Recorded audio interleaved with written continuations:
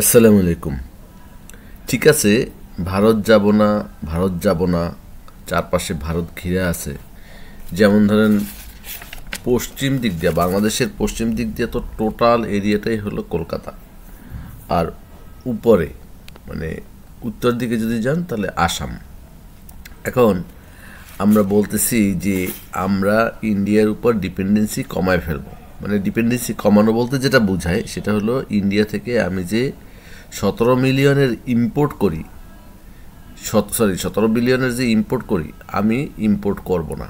তাহলে কি কি জিনিসগুলো ইম্পোর্ট করি সেই জিনিসগুলো আমাদেরকে লিস্ট ডাউন করতে হবে যে হ্যাঁ আমরা এই জিনিসগুলো ইম্পোর্ট করি, এবং ওইটার অল্টারনেট ডেস্টিনেশন, মানে অল্টারনেট সোর্স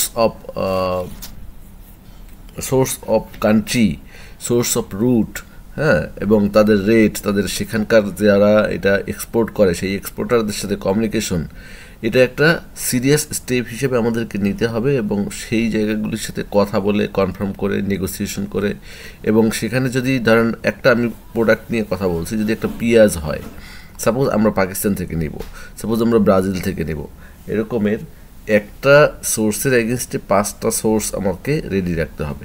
যদি দেখি যে ওখানে আমাদের পাকিস্তান মার্কেটে পেঁয়াজ ওদেরই কম আছে, ওদের দাম বাড়ছে, আমরা তাহলে ব্রাজিল দেখবো, ব্রাজিলের বাজারে দেখি কম আছে। এরকমের ওয়ার্ল্ডে যারা টোটাল আমাদের যেই প্রোডাক্টগুলি বাইরে থেকে আনতে হয় সেই প্রোডাক্টগুলো ওয়ার্ল্ডের কোন কোন কান্ট্রিগুলো প্রোডাকশন করে এবং সেই কান্ট্রিগুলিতে কারা কারা এক্সপোর্ট করে সেইগুলো আমাকে একটা শর্ট আউট করে ফেলতে হবে। শর্ট আউট করলেই না আমি ডিপেন্ডেন্সি কমাইতে পারবো। ডিপেন্ডেন্সি কমাবো বইলা গাল গল্প দিয়ে তো লাভ নাই, তাই না? ওকে, ভালো থাকবেন সবাই, আল্লাহ হাফেজ।